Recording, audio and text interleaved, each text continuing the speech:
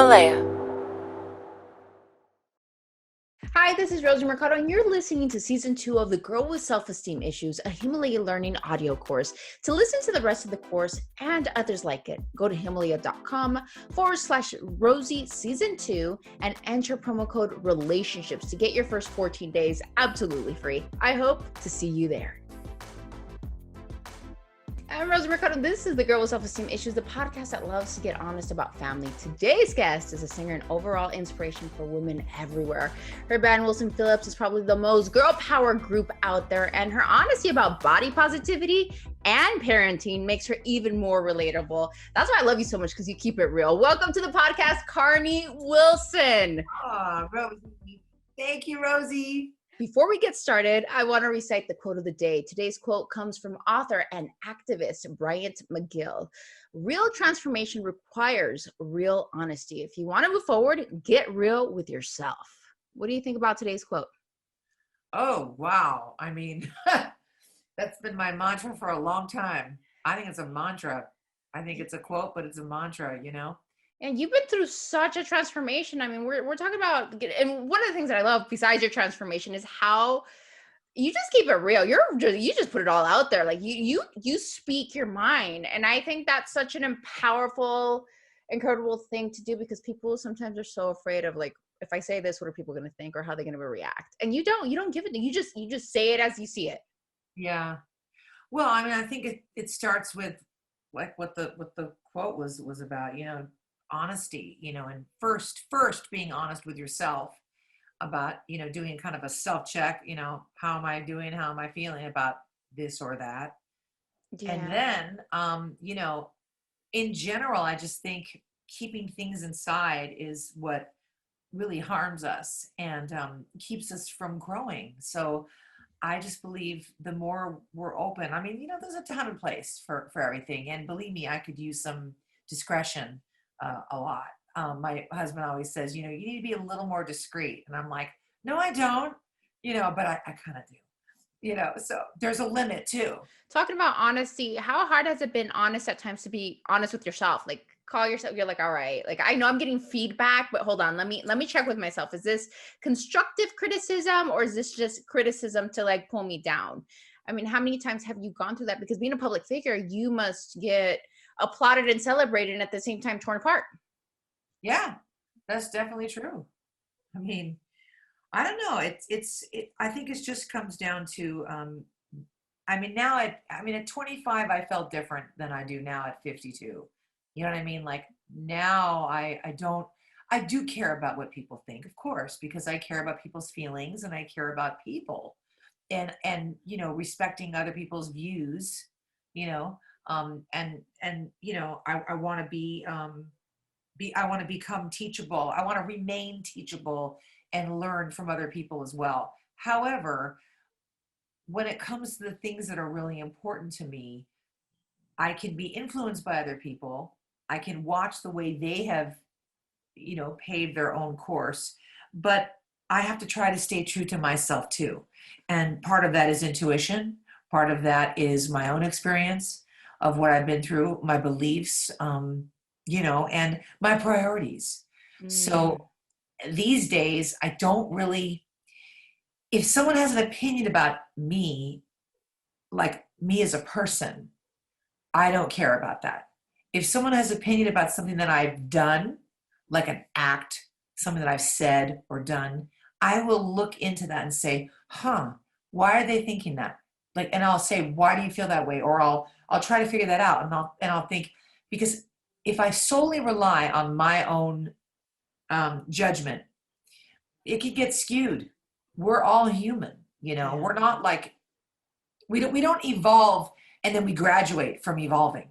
It is always going to be a learning thing. You talk about intuition. Like, how do you tap in as a woman? Because I think our intuition is so powerful, and the more we pay attention to it, Yeah. it's telling us something. It's a guiding point. Like, your real intuition, you feel it, you know it, and sometimes you avoid it. And when you avoid it, you're like, I knew it, but why didn't I listen? Why did I second guess myself? How have you learned, you know, through all the wisdom that you've attained through your life, to pay attention to your intuition? And, like, what was, like, the first step? Well, intuition is huge, and I think it starts at a young age. You know what I mean? Like I remember you just being a little girl, and the intuition with certain people, and like somebody would give me a feeling like, like I think, well, that person, I don't get a good feeling about that person, and it turns out that person did some pretty crappy things. I think it starts younger than we think. I think we're born with a lot of intuition, but again, we can be afraid of it too, because Yeah. we might want something, but there's a voice saying, I don't know if that's such a good idea. And sometimes we listen to it and sometimes we don't. Like I want that quesadilla at 11:30 p.m. Here's a good example, right? Oh Right? yeah, Like, yeah. oh God, I want that quesadilla. Do you really need that quesadilla? And the voices start. And I go, well, I don't know. I start talking to it, well, I don't know. I'm really hungry. Well, why don't you have an alternative that's more healthy? Well, fuck you, whatever it is, it's like, So I don't true know. though. It's so true. So we have these intuitions, and sometimes we won't listen to them deliberately and we'll regret it later. And sometimes it's just okay, but the intuition for me, talking about intuition, and I really think it's huge, is our gut feelings, and my first book that I wrote is called Gut Feelings, because it was like, I did, I have listened to my gut a lot in my life, but fear can really stop me, and being scared of things can stop me from carrying through with that. But when I became a mother, that's when the real powerful intuition, came into play. How did it change with motherhood? I mean, because motherhood is there's such an awakening, and it seems like you become with every child that comes, it's like something new is born within you. It's like you have this as you're giving birth, you have this rebirth, and there's a stronger connection. How did you experience that in motherhood? Well, it's just the most powerful thing. I love you said awakening, because that's what it felt. That's what it felt like. It's the most powerful thing I've ever felt, hands down. You know, I gave a lot of power to, and I still do, to food. I gave a lot of power to drugs and alcohol years ago. I gave a lot of power to my feelings, but the power of the motherly intuition is enormous, and I don't think anything can come close to it. Not all women are meant to have children, and I know for me, we weren't even planning on having kids. I wanted to have kids, but I didn't. Rob and I, we waited about 5 years after we got married, and then suddenly I just had this. I don't know. I don't want to sound cliche, but I did feel kind of like a clock a little bit. Hmm. And I was 36, and I thought, okay, I'm 36. I think it's time. Like, what's missing? What's missing? I felt like a little. I had lost a bunch of weight, and like, toured the world and had some success professionally, but there was sort of a little bit of an emptiness. Hmm. And I had, well, actually, I'm going into other areas, but I mean, sticking to the intuition part of it. No, I think it's good. No, I think it's Oh, good. No, okay. no, go for it. No, no, go for it. I think it's good. Well, Yeah. it was just like this, knowing that I did want to have kids one day. I was at the lowest point in my life, other than when I had a gastric bypass and decided to really kind of take charge of my health. I was at a different place that was very, very, I felt very empty. And it's not that I wanted to use kids to fill the hole, but it was kind of like a natural, an answer. I wasn't as spiritual back then as I am now, because after I got sober, I got extremely spiritual. But it was almost like it was a prayer answered, and I didn't even know that I was praying. Mm. So that I got sober, and 2 weeks later, I got pregnant. And I believe that was a sign from God. And I believe that my children are my angels, so it's there's so much in between that, in between those things, but Yeah. And I think it's important for people to hear that, because sometimes we go through life and we feel like either something missing, and it's a journey because we're getting to know ourselves, we're getting to find who we are, whether and we have ups and downs. And that's the thing, is like we have ups and downs. And what I love is that you openly talk about that. How was your transformation and your relationship with food? Like, how did that first, because that's like the first part of your transformation. And then and then you go through talking about getting sober. Like, you go from what did you find out about yourself through that process? Because it seems like first it was food, and I know that because I had an unhealthy relationship with food. Like, it was my go-to. It was like the moment that I would eat it, I felt like and then it was a roller coaster down from there. It's like beating myself up for eating, and then just getting bigger and bigger, and then taking that crazy decision of, all right, I'm gonna get the gastric sleeve, and everybody thinking that I was crazy. And I'm like, I'm just doing it. I'm doing it because I have to take control. How was that journey for you? well, I was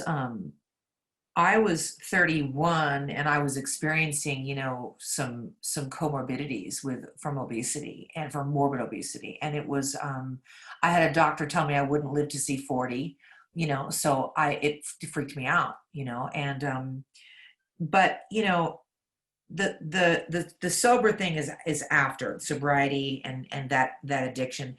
Overall, underneath this entire umbrella is an addict, and that's who I am. That's what I am and who I am. I am an addict, and I'm addicted to all things that I love, that feel good, smell good, taste good, and look good. And I've accepted that, and that's why I have to be religious about being in a program that works for me. And it's been Alcoholics Anonymous. It is anonymous, and I don't talk about it, but it's a 12-step program. That's what it is, and that's the only thing that's ever worked for me. I've never given it to food, and I think it's part of me that I'm still on this journey with it. And that's the honesty here, is that after I had my kids, I still have those 70 pounds on. But I'm not 310, I Yeah. might weigh 220 or 225, whatever it is, but I'm not 310. So I can't beat myself up that I'm not, at my lowest weight, but I'm not at my highest weight. How is my health? That's the main thing. Mm, powerful question. Powerful question for anybody beating themselves up after gastric sleeve, that you put Right, on weight throughout right. time. And then I've talked to so many people that beat themselves up after gastric sleeve, that put on some weight. But it's like, okay, breathe. Some people it's 20, some people it's 30, some people you just go through something and life happens, and they really put themselves down because of it. It's like, it's bad. Well, you revert back to habits, the habits that we are so used to. And I just think that, it's a it's kind of it's like a game I play with myself. I think it's just this. It's not denial, because I know what I do to sabotage my own growth or success with it. But there's just a fear, and I'm not quite there yet to let down the veil yet, 100%. And I hope I get there. But I always say this. I say I am where I am when I'm there. And if someone is going to tell me I'm not good or enough or good enough, or I'm not right because I'm not this size or this whatever, it's my own um, story, and it's my own growth, and it's my own evolvement, and it really has nothing to do with anybody else but me. And I always say, when you want something bad enough, you change it. And that's why I love your story as well, because you had a health crisis as a catalyst, and I did too. And that was part of when I decided. I was at that low point, and I thought, my God, my back is going out. I'm gonna. Diabetes is around the corner. Like, I was pre-diabetic, it was a list of things, just a list of things. My liver was toxic. My blood pressure was high. I was 30 years old. And, I knew that I needed help, and it was a surgical intervention. And that is what I did. And I never, up to that point, I mean, with Wilson Phillips, I would tour. I put all my heart into that. I graduated high school, went straight into professional career in singing. And I put so much heart and soul and effort into that. And then that kind of went away, and China went, to go do her own thing. And I did some TV work, but I just fell into I fell into a depression looking back now. And I've always had therapy, but I was sabotaging myself, and I just got bigger and bigger and was so out of control, and I just needed help. And so I took the plunge, and I put so much effort into it. And I thought, if I'm going to do this, this is radical. It's a radical thing to do, but it's not a fix. So I have to do the work that's entailed. You know what I Oh mean? my God, thank you for saying that, because I am so sick and tired of hearing. I don't know if you hear this or other people get criticized that, it's like they're like, you got to come clean and come out of the closet because you got gastric sleeve and you took the easy way out. And I'm like, hello, like there's nothing in weight loss in general. There's nothing easy about it. Like it's not just one thing and bam, it's like everything. There is so many steps to take, and then the psychological and the spiritual, everything that it involves. All of it. All of it. It really is no different than starting a radical diet or a big diet where you go for it, and then all of a sudden, if you revert back to the old habits, 100%, the weight will come back on. The only thing I can say about the surgical intervention is that I was full fast. Yeah. I was uh, sugar and high fat foods. There was a deterrent, and I needed that policeman. I needed that policeman in me to help me with that. It wasn't done for me, because I know people that have these surgeries, and some people don't have the dumping syndrome. They eat like shit. They don't eat good food. They go, well, how come I'm not reaching my goal weight? Well, you're not drinking enough water. You're not exercising. I mean, so much. I mean, I remember working out every day. I would walk, walk, walk, walk. I would drink all my water. I would choose protein first. And wouldn't you know, calories in, calories out, the weight would come off. Yeah. And if I did that now, I'm just trying to do one of those things. So it's like, it is not the easy way out, but it was a transformation health wise that I needed. But emotionally, I don't think I ever caught up to it.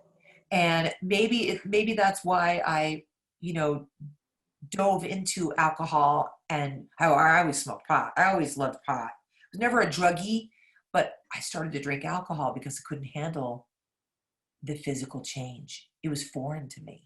Well, and then I don't know if you went through this, but I went through the transformation that even though I was losing weight, I really had to work with my mind and the inner voice of then the loose skin. And then on top of the loose skin, the cellulite. And then on top of that, it's like, you see one thing and then you start seeing, you're like, yay, I'm going down, what a transformation. And it's like, oh shit, look at the loose skin. And I hear myself clapping as I'm walking because my thighs are so loose. Or hello, the arms are like now all these other things start popping up, and I'm like, oh my goodness, when does this journey ever end? And it's like, you have to learn to just love yourself, but it's a day by day process that you are constantly working.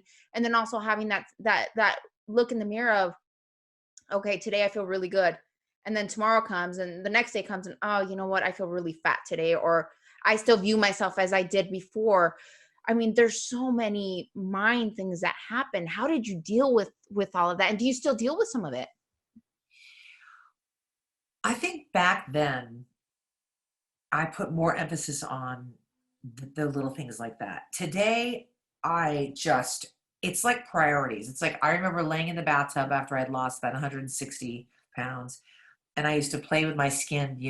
I'd have the wine. I didn't have kids. I'd have the wine, glass of wine. I put the bubbles in the bath, and I'd lay back, and I'd be like, "Oh, look at this! Woo!" I'd stretch it out. I'd pull on the skin. I'd be like, "Jesus, that's a lot of skin." And I'd play with it. It's like fluff. And I thought, I can cut it off or not. And my breasts were just like, you couldn't even see the areola. They were like underneath. They were so hanging down so low. And I thought, oh, you know what? Maybe I'll feel better if I just do this. And I went for it. I went for the reconstructive surgery. I was, let's see, 30, oh God, how old was I then? I can't even put it together. Wait, 31, but 3 years after the surgery. So, it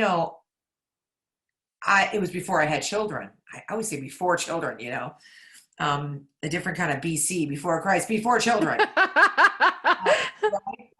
It, I don't know if I would have done it this time, or at this point, because I wound up putting in implants and then they ruptured, and I so regretted putting the implants. I went through this phase of like, I want to feel like slutty. I want to feel like hot. I want to feel like, tight, and I want to have, perky boobs. And when I went in for the reconstructive surgery, the doctor said to me, he was so sweet. He said, bring in a bunch of magazines and bring all the magazines with all the pictures of the women that you want to look like. And so I brought him in. I'm like, I want to look like her. I want to look like her and her. I want her boobs, her thighs, her butt, her this. And he looked at me and he goes, I hate to break it to you, but you can't have any of that. And I said, the hell am I here for then? And he said, I want to tell you about being realistic in your life. At this point forward, as a surgeon, as a reconstructive plastic surgeon, and as a father and as a friend, because he was a friend of the family. He's passed away. His name was Steven Zacks. He was in Beverly Hills, a wonderful man. He said to me, you will never be able to look like that. He said, but that's not a bad thing. And I had to sit with this for a minute. And I thought to myself, he's right. He's right. It's called progress, not perfection. Progress. So anything I do, if I have this tummy tuck and I have a little scar from hip to hip, and I pull it tight, it's better than it was. If I lift the boobs and they're not up here, but they're here, it's better than down here. Yes. It's something better. Progress. It's an improvement. Yes. All we are is a progress, right? So I did it. And I tell you one thing though, a very funny story about it. This is hilarious. When I went in, he goes, well, some surgeons pull the skin down. I pull the skin up. He goes, so your thing will get like a lift. And I went, okay, great.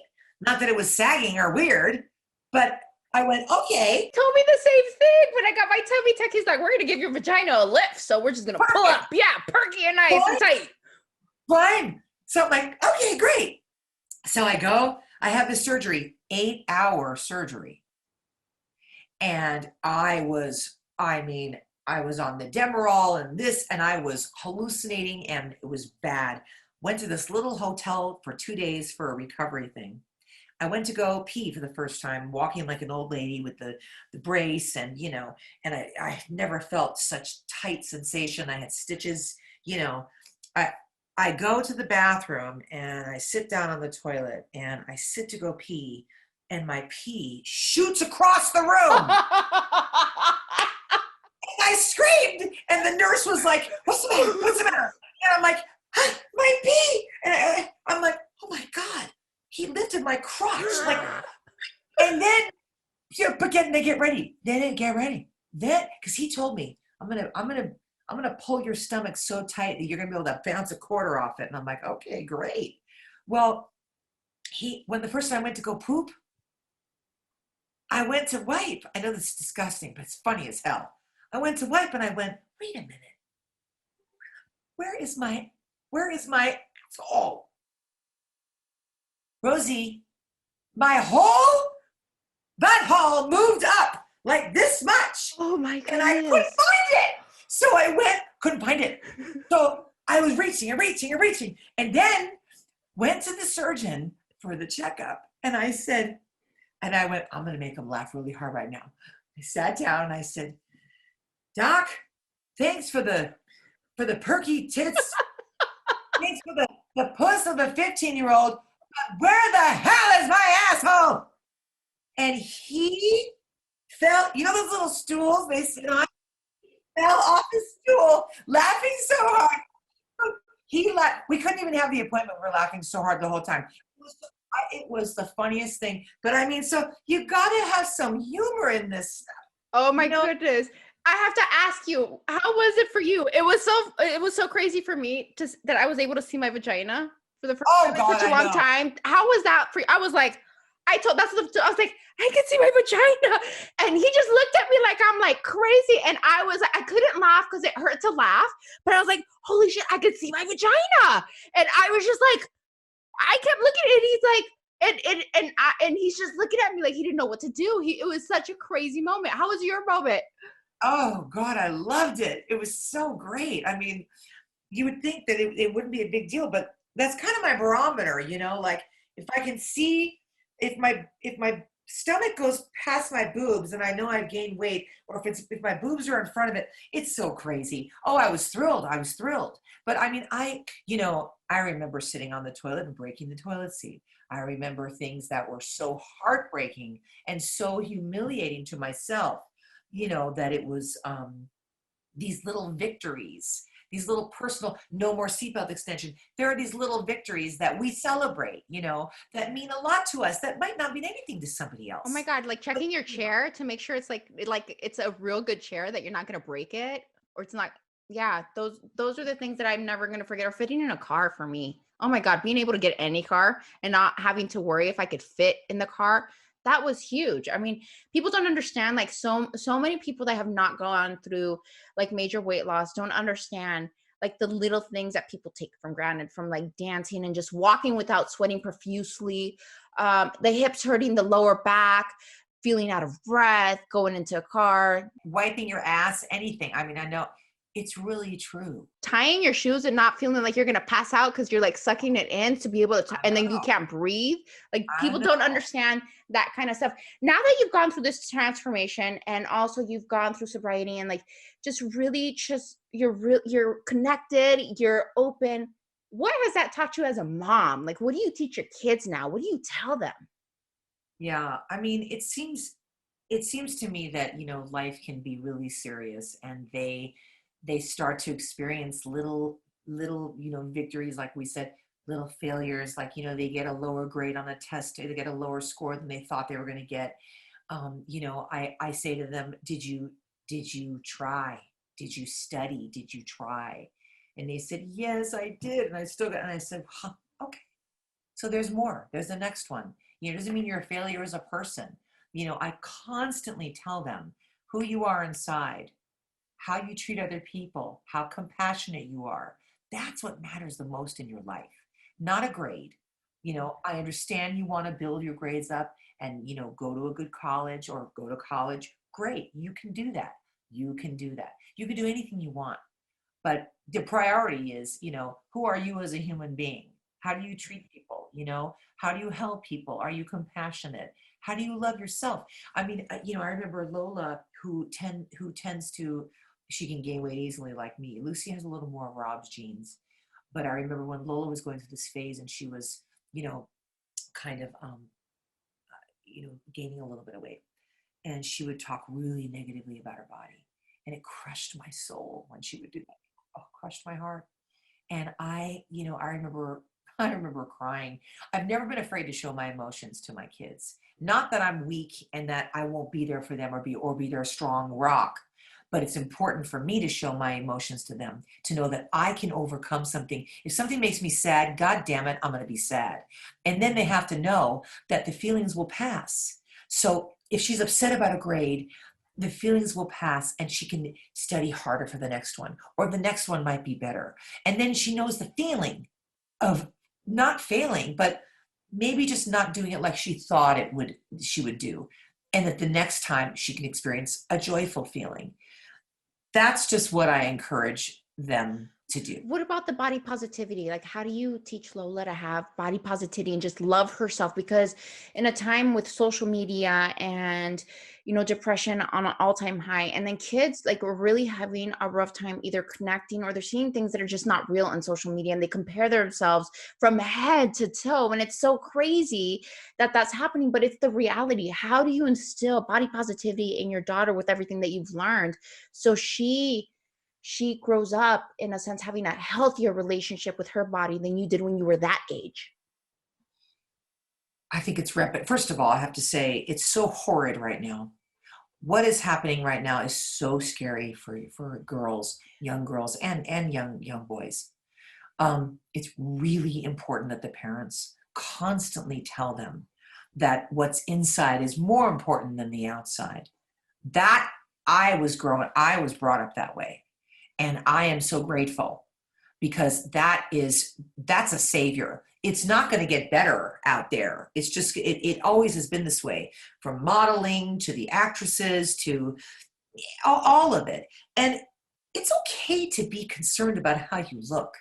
We want to feel good. And when I put my makeup on today, I feel like I look and I go, oh, I look pretty, versus when I don't and I start picking myself apart. But it's okay to feel pretty some days and just be natural and go, this is me. It doesn't mean I'm ugly. It doesn't mean I'm ugly. It's like, if I don't wash my armpits, I'm going to get BO. I don't like how it smells. So I'm going to put a little deodorant on. Some days I procrastinate. I got a little stinky. And I'm like, oh, it stinks. Okay, it stinks. I got to take a shower soon. I don't beat myself up for this stuff anymore. You know what I mean? So I try to tell the girls, don't compare yourself. Try not to compare yourself to so many people. It's a natural instinct to go, oh, I want to look like her. But like, I'm born with what I'm born with. I'm 5'3". I'm never going to be 5'8". You know what I mean? Like, learn to appreciate what God gave you. Like, I look at my eyes and I go, I like the shape of my almond eyes. People say, you have a nice nose. And I'll go, well, I don't like the bump. But I go, wait a minute. Thank you. Thank you. And I thank God. Thank you for giving me, because there's only one me. So when my children go, I don't like my thighs. I say, why don't you like your thighs? Because they're not thin enough. Well, who said they're not thin enough? You are you, and you're beautiful. And I also kind of like play a little guilt thing. I go, it hurts my heart when you say that. I say it's like a spear going through my heart when you talk bad about yourself. It hurts me so much. I say, because I love you so much and I don't want you to feel that way about yourself. It's so important that you have positive words about yourself. You don't have to sit there all day and go, I am beautiful, I am beautiful, I am not that. Just, I accept who I am. And if I want to improve something, I can try to improve what X, Y, or Z. You know what I mean? But not define myself as a person because I don't look like that, him or her. Mm-hmm. I agree. I agree. And I think that's something that we have to learn. And I love that you said that if you want to improve yourself, you have a right to do that. And there's nothing wrong. Because a lot of people start, whether you lose weight, you're still too damn fat. You gain weight, you're still fat. You go through this transformation and you do your makeup, then you did your makeup. Like there's people that are so negative about that. And it's a reflection of themselves. I always say that will always criticize whatever you do, whether good or bad. If you're doing something amazing, people will find something bad about it. You're doing something bad, people will find more bad about it. So it doesn't matter. Just being able to love yourself through the process of self-discovery and your own transformation.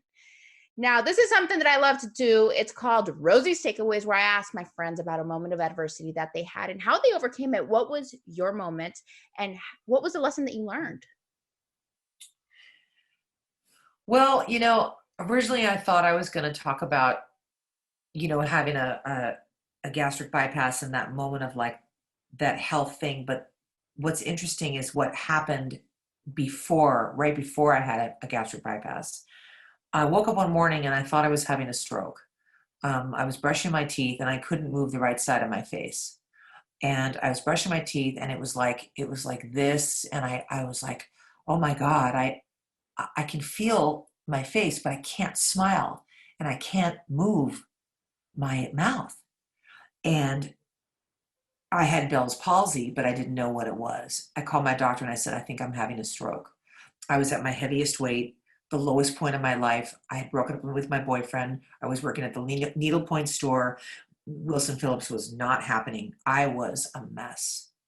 And my nerves were so bad that I had, a chicken pox when I was young and the virus was active and I got Bell's palsy.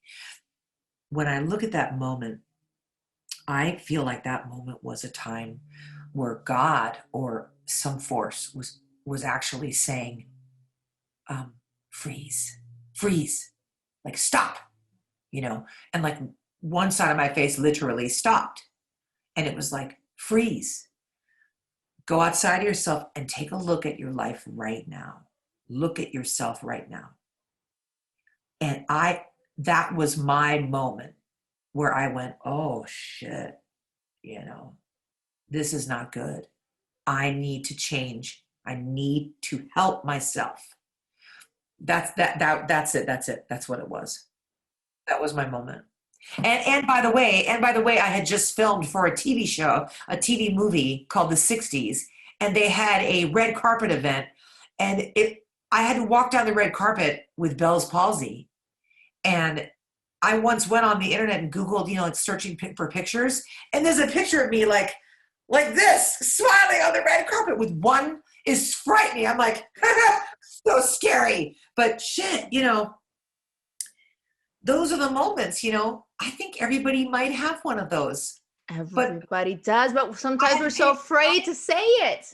I know, but what are we ashamed of? What are we ashamed of? I don't think it could ever get worse than what we're going through right now. Everybody is being tested. It just can't, collectively, everyone is going through this time. And we're all being tested right now. Our humanity, our resilience, our strength, our sadness, our finding our joys, everyone is being tested. So it's funny because I feel like we're all going through this. I can't wait for next year and the year after to see what people changed in their lives after this. You know what I mean? Yeah. I look forward to that. Yeah. It's a great way to be able to look at everything that's going as a test and the transformation and all the blessings that are going to come out of it, the growth, the wisdom that's going to come out of it, the healing. There's so much transformation going on in the world, and I know it's crazy. It's a crazy time. There's a lot of pain out there. There's just so much going on, but I feel like I agree. I think we are being tested, and I think we'll be able to look back at this and look at it as, what did I learn about myself through this process? I really do. It's some days are better than others, and that is okay. Yeah. Some days are worse than others, and some days are better, and it's just okay. Carnie, well, thank you so much for taking the time, for some good laughs, for some honesty, for some wisdom. Where can people find you? Well, let's see. I'm not big on Twitter, but I love Instagram. So at Carnie68, and Love Bites by Carnie, of course. That's another thing, is finding your passion. God, people can feel lost, like, oh, well, I'm good for you. You had your kids and you've been in the business and you sing, but I found a passion in baking, so I encourage people to find their passion too. That's really important. And you never know where it's going to take you. That's right. You never know. You never know. Oh my God. Well, we're sending you big hugs, lots of love. Congratulations on everything that you've done. And just, again, thank you for keeping it real. I'm Rosie Mercado. We just spoke with Carnie Wilson, and this is the Girl with Self-Esteem Issues podcast. Thank you for listening. Here's a 4-step mental checklist to use anytime you want to add a burst of fresh energy, creativity, insight, or you just want to calm yourself down through any stressful situation. It is called STOP. Now let's walk through it together. We start with the first letter in STOP, S. Stop whatever you're doing. Press the pause button on your thoughts and actions. Next is T. Take a few deep breaths to center yourself and bring yourself fully into the present moment. O. Observe what is going on with your body, emotions, and mind. And last but not least is P. Proceed with whatever you are doing, making a conscious and intentional choice to incorporate what you just learned. The more mindful you are in what's going on in your own body, mind, and soul, the better decision making you will be able to create. Always here to help and always here to grow with you. Thank you for listening to the Girl with Self-Esteem Issues podcast. If you want to hear more about my journey, be sure to check out my memoir, The Girl with Self-Esteem Issues, available in both English and Spanish through HarperCollins and HarperOne. You can find the link to purchase in the show description or wherever you're listening to this podcast. This is Rosie Mercado with the Girl with Self-Esteem Issues podcast, and this is the look of the day. Dress is provided by LuLaRoe.com, jewelry by Melinda Maria Jewelry and Gucci. We have hair by Jennifer Arias, makeup by Drea, and nails by Lily.